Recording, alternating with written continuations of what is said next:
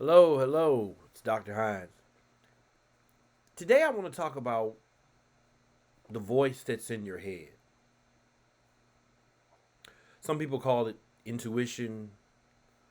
Some people call it your consciousness or your conscious. Someone even say it's the Holy Spirit. But that voice in your head, one of my favorite superheroes growing up was Spider-Man.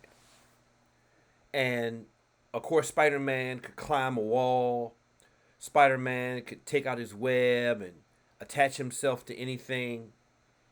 But I always thought that one of the greatest superpowers that he had was what he called his spider sense. Whenever something was going wrong or going bad, or he just didn't feel comfortable about a situation, he would have this glaring something would happen in his head. He would feel this feeling and it would stop him from doing certain things, or it would tell him to do certain things. It guided his decision making. And, I thought it was a wonderful way that Marvel Comics used the voice in your head as a superpower because we all have it. We all have this voice in our head that speaks to us and will tell us what we should or should not do, where we should go or should not go, if we should involve ourselves with this person or not. And for some people, this voice is a familiar voice. Sometimes it's her own voice. Sometimes it's the voice of a loved one. And sometimes it's just a calming voice. And it's never a loud voice, but it's one that you can hear specifically and clearly. And as I said, it's one of your greatest gifts. One of the things I've always tried to tell students, and I tell, adults as well, is that the purpose of the voice is not to try to hold you back from what you want to do, but it's to protect you from things you cannot see. You cannot explain how the voice comes to the conclusions that they come to. But if you look over your life, I know there's been a few instances where the voice has told you not to engage with this person. Red flags, as we call them. But you did it anyway.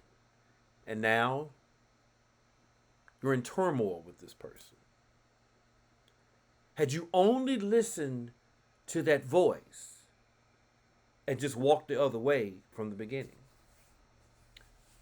maybe there was a job that you decided to take, but something in your head, some voice told you this job isn't what it seems. What they're advertising this to be is not what it is. You don't listen to it. Now you're in a very hostile environment and you hate going to work every day. It could be something as trivial as getting a car. Looks good, drives good when you're at the dealership, but something says, don't get that car. And you get it anyway, and a year later, you're paying more in repairs than you are the car note. I say all this to say that the voice, silent voice, that consciousness, whatever you want to call it, it's there for a reason. We all have it. And that's why it's important that we take time to become one with this voice. I listen to my voice through meditation. When I meditate daily, I'm giving the voice an opportunity to speak.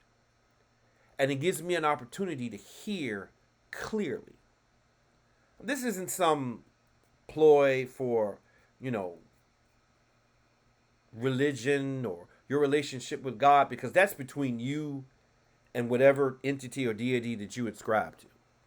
But my point is that we all, regardless of what we believe, or our religion, or our just belief in general of a higher power, we all have that voice. And it guides us. And most of the time, the voice is looking out for you. The voice has your best interests at heart. Some even argue that the voice is you. But the voice has a purpose to help you and protect you and to keep you from harm. It will stop you from making a huge mistake in your life. There have been times when you've probably been so mad you could have committed a crime. But the voice said, don't do it. And out of frustration, you just got up and walked away. And then when you think about it, days later, you realize the voice was right. So listen to the voice. Become one with the voice.